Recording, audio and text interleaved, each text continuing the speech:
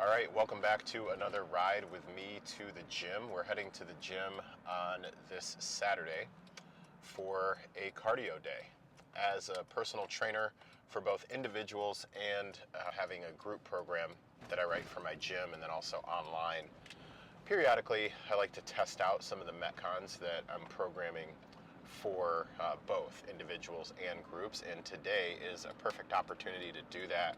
Currently, I'm on a 3-day lifting split, so outside of those 3 days that I'm primarily focused on lifting, then I have quite a bit of flexibility to do cardio in some way, shape, or form, or keep it super low key and go for walks. So today, recovery is feeling really, really good. So I'm gonna do a short version of 3 different Metcons that I'm playing around with.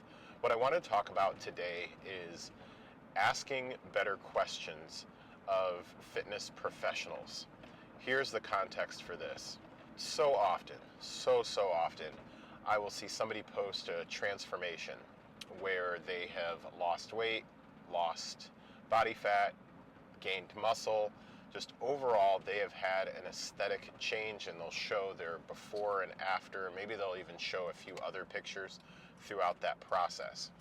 And it is super common for folks to then comment and ask, hey, what was your diet? What was your workout? And on the surface, that seems like a really good question. From the lens that I have of someone who is a fitness advisor, that's not a very useful question to ask at all, because your information the information that you're going to get about what that person eats and how that person lifts or what program they follow doesn't mean that it automatically transfers to your lifestyle, to your goals, to you just in general.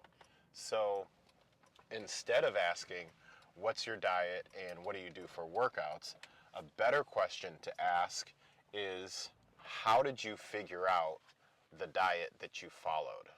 How did you figure out that the workouts you did during this phase were the best ones for you to do?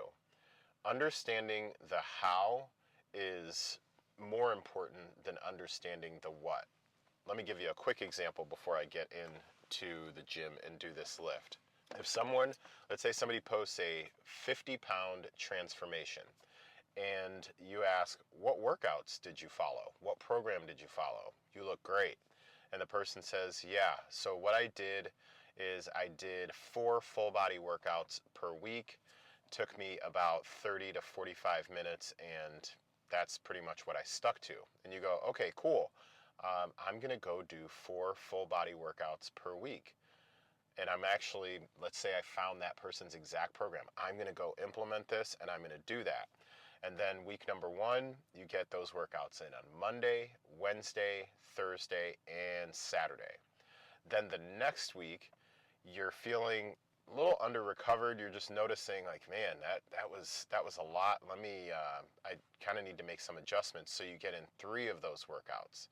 And then you're like, well, shoot, I was supposed to be doing 4 because that person did 4. So now here's where the guilt snowball or the guilt spiral, or what I call the series of left turns, starts.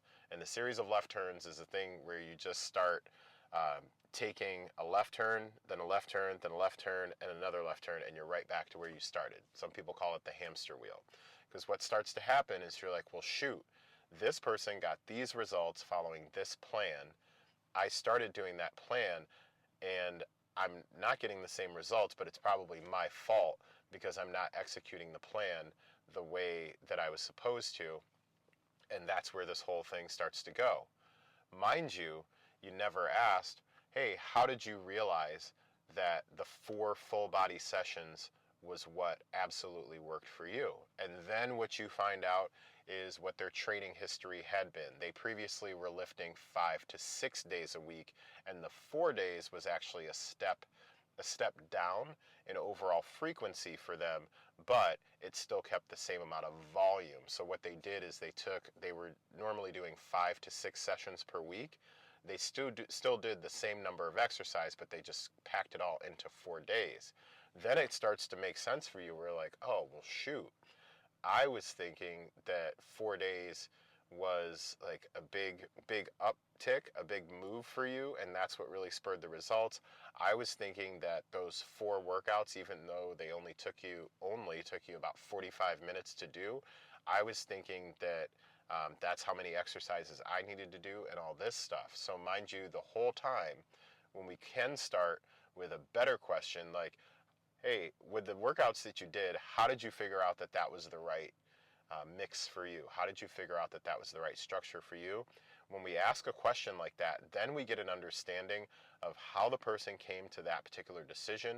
And then that's what we can transfer to our own protocols. We can go, okay, they took a look at how much experience they had, how many days per week they truly had available, and what they could actually recover from. So now let me apply that same thought process to myself.